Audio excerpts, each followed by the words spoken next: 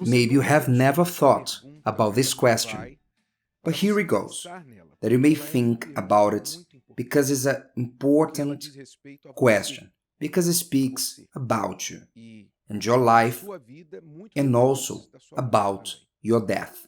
The question is, in whose interest is it that people don't believe in God? Who is interested in this?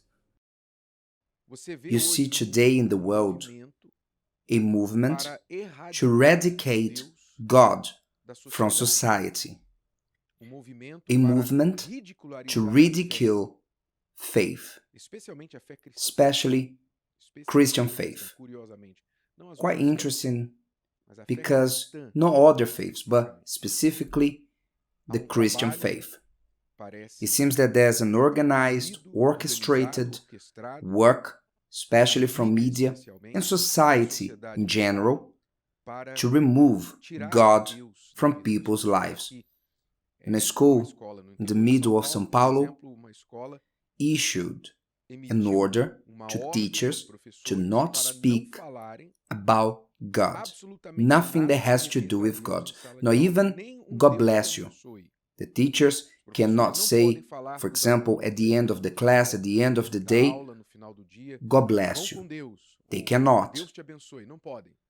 In other words, there's an effort to remove God from people's lives. So the question, it's important. In whose interest is it that people don't believe in God? Let's think about it. Obviously, the first person is the devil. The devil, God's archenemy, does not want people to believe in him. He works that people may believe that neither the devil nor God exist, because if they think like this, they won't respect God. And if they believe that the devil does not exist, they won't be afraid of him. So it's interesting to devil that people may live disbelieving God and the devil. Like this, he's free to work. He's the one who is most interested on that, and he knows that people by nature want to believe in God because God placed in humans' heart eternity. Everybody at some point of their lives, they want something else. They ask, is this what life is about? If it's only this, if we only live this life and after we die, everything's over, what is the meaning of life? What is the meaning of things?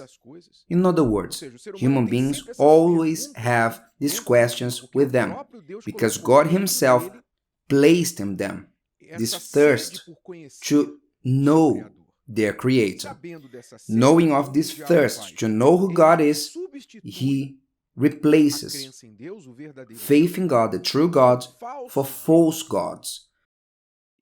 And what is a false god? Anything that the person idolizes or places as the first in their lives. So the devil promotes these types of idolatry. Recently, we learned about the case of a young woman, an adolescent, who is beginning in her beginning of faith. She started to know God, to come to church, to learn more about God, but she spoke about a difficulty, the greatest that she has. What was it? For her to stop being a fan of a certain music band. And for those who don't know, the word fan comes from fanatic. Just with that, the person should stop and think, because a fanatic person is one who does not think. It's led by passion and stops reasoning. Whatever type of fanaticism, even the religious fanaticism, has nothing to do with God. So she said, I want to get close to God, but I cannot let go of this band. I like them so much. The singer, and I have everything from them, I follow them. In other words, she idolizes them. She has this band as an idol, her little god. to the point that she cannot develop her faith in God because of the music band. And some may say, this is just a teenager thing. No, it's not a teenager thing. Human being has a great tendency, even helped by the devil, to make God for themselves. I can speak about the fanatic about football teams who idolize their football team, who fight, kill for their team, anyway, who leave the wife, children, work for the team. I can speak about football, idolatry, fake religions that have nothing to do with God, that lead people to develop a belief on stars, energy, on the sea, on anything that may sound like mystical. Even the devil should have a lot of pride by the saying that he created, always lead to God. Isn't that true? Isn't it beautiful to say that? The person who usually wants to show how much they respect all religions, they say, I respect all ways because all ways leads to God. This is a lie about religion and many other things. I only know one way to the city of São Paulo, to the city of Rio, which is one straight line that will lead me there. There's no way for me to take the other road that will lead me to the state of Santa Catarina or Paraná, because this saying of always lead to God makes no sense. Even Jesus said, I am the way, so there's no other way. He's not one of the ways, he is the way. So the devil creates these idols, gods, for what? To consume all the attention from the person. Because an idol is the one that usually occupies the first place in their mind and in their soul. It's the first. So once the idol becomes the first in the life of the person, it starts to consume their attention, time, energy, money, all that the person thinks about, it surrounds her center, their center, which is their idol. It can be a religious idol or an idol from this life. For men is money, and etc., and etc. An idol does not want to stop being first in your life. The gods of this world want your total devotion, your total attention.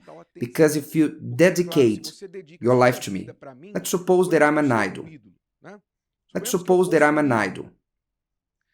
If you dedicate your life, your attention, energy, money, your time, your words, you dedicate all your life for me, you exalt me, you put me up there, I'm interested about it. If I was an idol, if I was a selfish person, desiring to grow by taking advantage of others, I would like you to idolize me.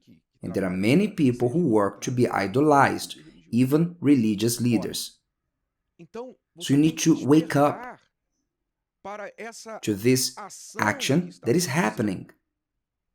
Maybe controlling your life, thoughts, and actions. In whose interest is that people don't believe in God? Today we see governments who have certain ideologies that want to replace God. They are not interested that people believe in God. Why?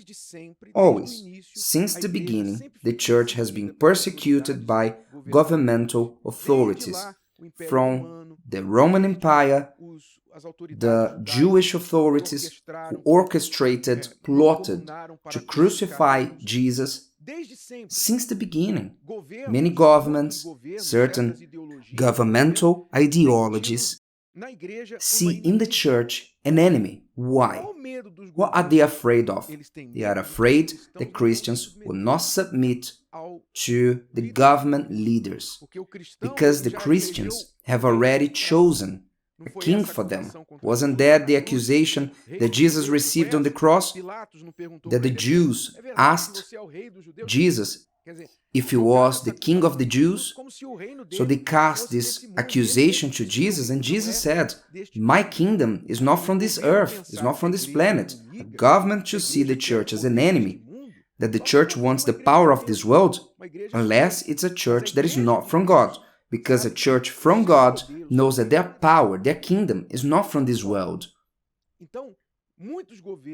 So you see many governments banishing churches but allowing crime. You see governments shutting down churches but opening facilities for people to take drugs. You see governments arresting pastors but allowing criminals to go free. You see governments not allowing churches to spread the gospel on media, but you see them allowing news that destroy the society, spreading promiscuity, values that are anti-Christians, anti-family. So you see governments interested that you may not believe in God, but you should know something, just one thing. You choose in whom you will believe in. You choose who will occupy the first place in your life. And Jesus said, he who believes and is baptized will be saved. But he who does not believe will be condemned. His word is clear.